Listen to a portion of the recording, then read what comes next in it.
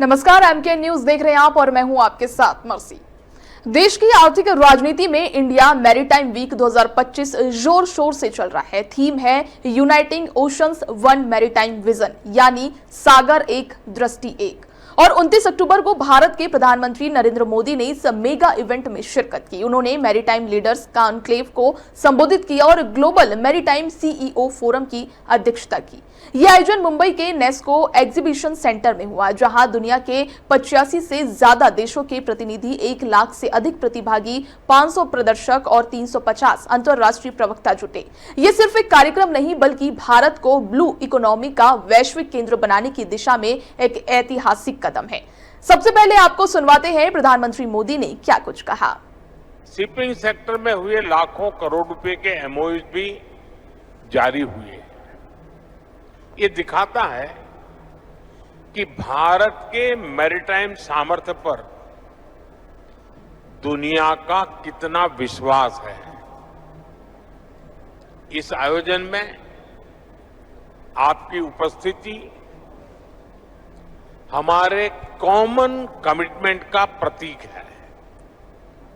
साथियों, 21वीं सदी के इस कालखंड में भारत का मैरीटाइम सेक्टर तेज गति और ऊर्जा के साथ आगे बढ़ रहा है। खासकर साल 2025 भारत के मैरीटाइम सेक्टर के लिए बहुत अहम साल रहा है। आइए समझते हैं क्या है ये मैरीटाइम इंडिया विजन। दरअसल साल 2021 में लॉन्च हुआ ये मास्टर प्लान भारत को 2030 तक वैश्विक समुद्री महाशक्ति बनाने का खाका है।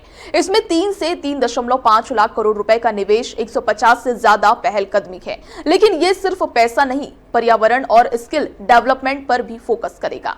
4 मजबूत स्तंभों पर खड़ा ये विजन है: पोर्ट डेवलपमेंट, शिपिंग और शिप बिल्डिंग, लॉजिस्टिक्स और सप्लाई चेन और ह्यूमन रिसोर्स डेवलपमेंट।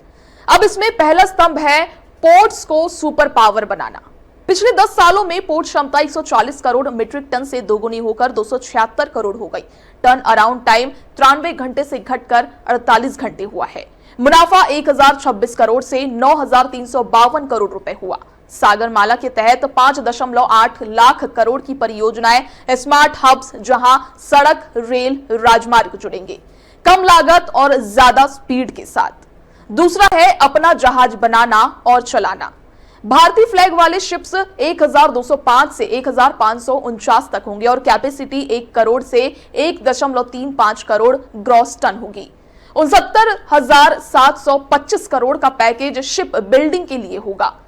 25,000 करोड़ का मैरीटाइम डेवलपमेंट फंड होंगे। वहीं विशाखापत्तनम में इंडियन शिप टेक्नोलॉजी सेंटर बनेगा। भारत अब खुद के जहाज डिजाइन करेगा।